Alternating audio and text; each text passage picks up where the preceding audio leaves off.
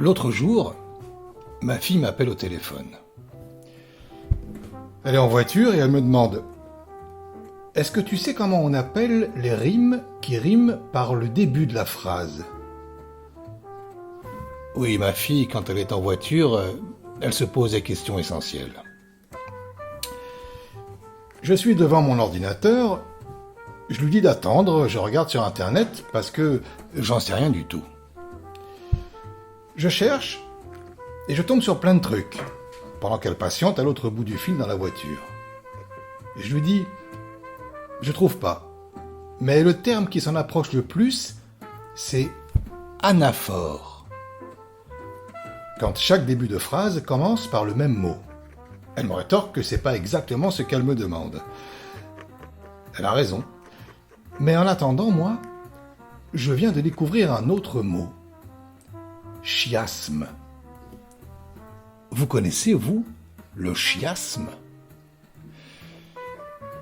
C'est hyper compliqué, le chiasme.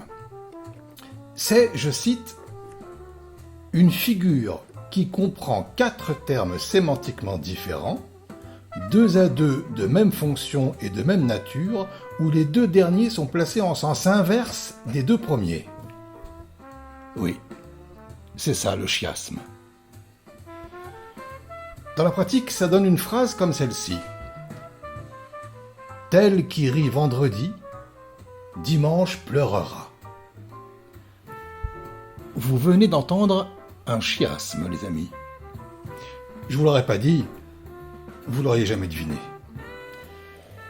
Je renonce à proposer le chiasme à ma fille et lui dis que, malheureusement, je crois qu'il n'y a pas de nom pour ces rimes de début de phrase. Elle me réplique que c'est impossible, il y a un nom pour tout. Il y a un nom pour tout. Il a fallu que j'attende d'avoir 58 ans pour que ma fille de 38 ans me dise cette chose toute simple dont je n'avais pas encore conscience, il y a un nom pour tout. Chiasme en est la preuve. Tout ce qui existe peut être désigné.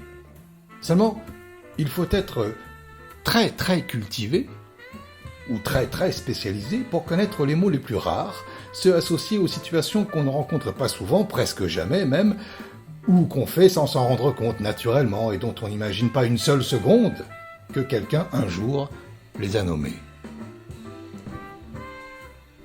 Après cette discussion avec ma fille, j'ai cherché des exemples de choses qui ont sûrement un nom, mais que j'ignore. Tout à l'heure, j'en ai trouvé un. Est-ce que quelqu'un sait comment on appelle la musique d'une chanson dont la mélodie suit exactement celle des paroles ? Je suis certain que ça porte un nom. Et quand on mange chaque semaine le même menu, lundi purée jambon, mardi ratatouille, mercredi gratin de pâtes, etc., comment ça s'appelle ? Et les gens, les acteurs par exemple, dont on confond systématiquement les noms. Je vous laisse réfléchir, on a 2 minutes, on n'est pas aux pièces. Pendant ce temps-là, et pour terminer cette chronique dans la bonne humeur, je me suis fendu d'un poème, dont les rimes se situent en début de phrase, parce que c'est pas le tout de s'interroger sur des concepts à la con, il faudrait aussi voir un peu ce que ça donne.